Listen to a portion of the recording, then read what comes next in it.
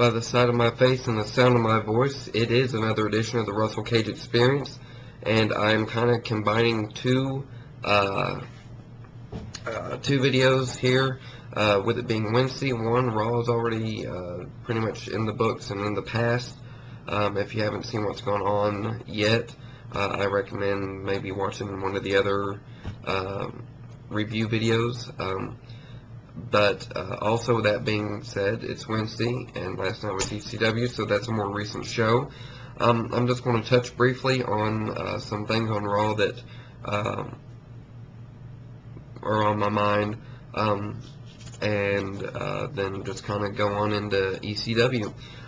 So, first things first, Y2J, interim GM, I'm cool with that.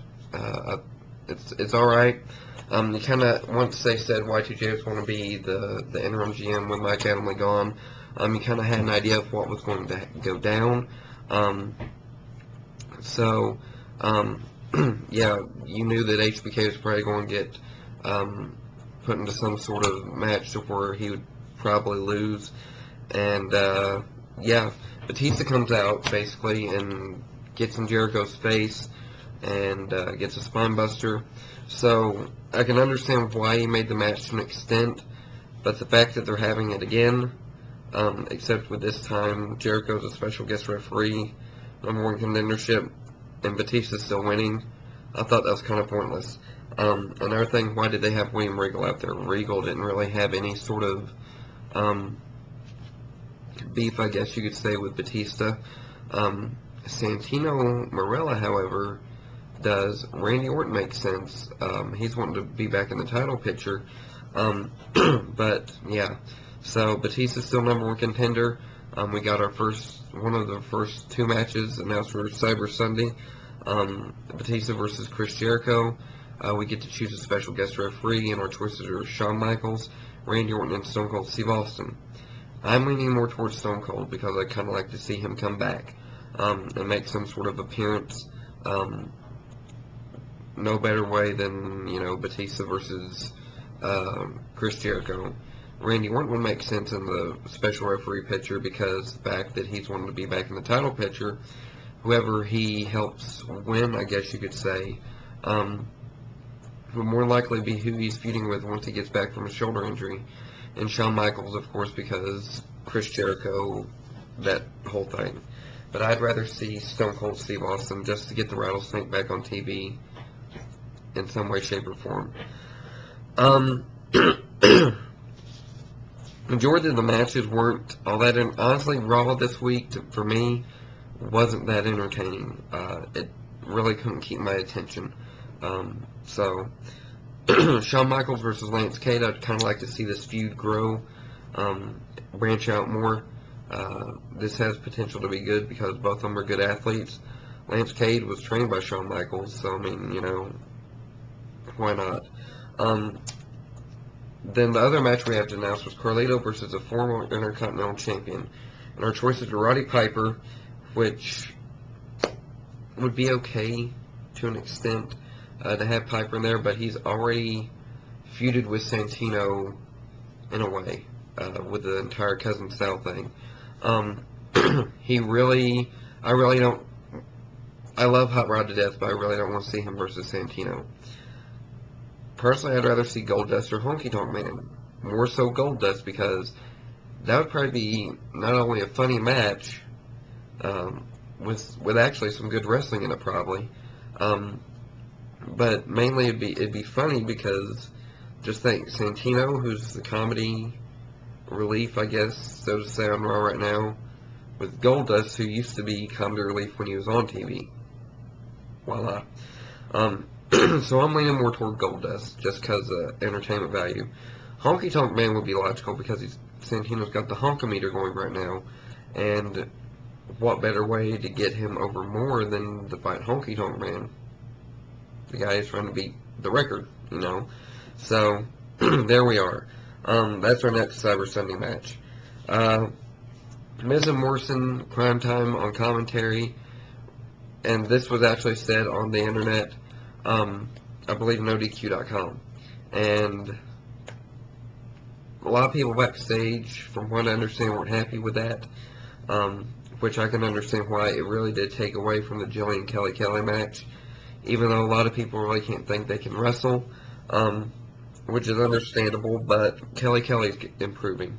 But it took away, and honestly, I tuned it out after so long. I just kind of tuned it out because it's getting really annoying. Um, so yeah. And another thing, the entire text messaging, your vote to Cyber Sunday. Um, the main reason I probably won't vote is because I'm a college student and I don't have a lot of money. So, I mean, voting no doubt is probably going to be down quite a bit. I know they're trying to do it to make money, but for college students like myself and other people that don't have a lot of money, thanks to the economy, you know, I expect, um, you know, it to go down. Maybe not. They still make some money, but not a lot. I don't think so. They really need to uh, do free voting somehow, so that way all the fans' voices gets heard of the WWE universe. So you know, um, ECW. I walked in during the Finley Dreamer versus Swagger Knox match. Finley Dreamer picked up the victory with some help from Hornswoggle. Um, this really has some potential to be a good feud between these four guys. Dreamer and Swagger, of course, and then Knox and Finley. Um, entertaining guys, entertaining wrestlers.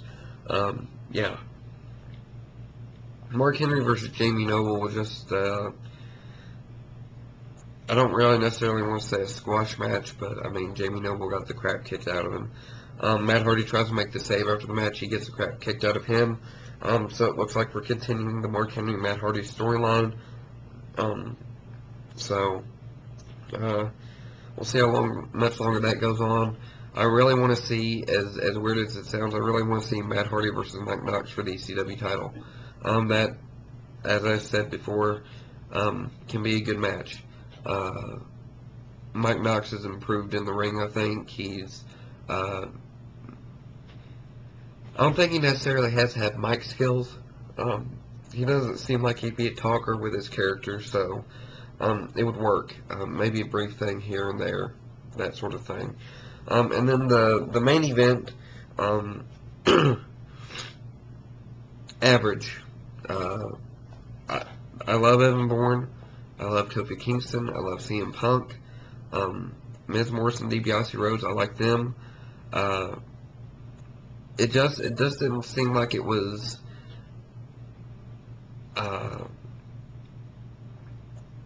as much quality as it could have been. I think it could have been better. But it was an average match. But this is actually, honestly, I think this has been a rough week for WWE as far as the shows go so far. I haven't seen SmackDown. I doubt I will get to see SmackDown since it's changed channels.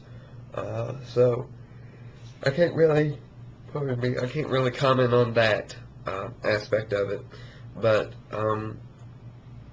it's just a rough week for WWE. Both shows this week weren't really entertaining, and honestly, I was looking more forward to ECW this week. Hopefully to see Evan Bourne do some of his crazy acrobatic stuff again. Especially with the 8-man tag that they announced, I was expecting more out of it. I might have expected too much out of it, and that might have been why I was let down so much. But overall, it's a rough week for WWE shows. Hopefully next week they'll bounce back. They'll be better, and they'll be more entertaining, I guess, so to say. But I've kind of been fighting a sinus infection, so if I sound funky, I'm sorry. But yeah, so I'm working on getting over that. And thank you guys for watching. Leave your comments below in the comments below, and I will see you guys hopefully. Probably won't be until next week on Raw that you'll see me next. Hopefully they'll have a video up. So I'm staying busy, and I think that's one reason why I got sick. So you guys take it easy. Have a great week, and I will see you all. No, I won't see you all later. You all will see me later. So peace out, WrestleManiacs.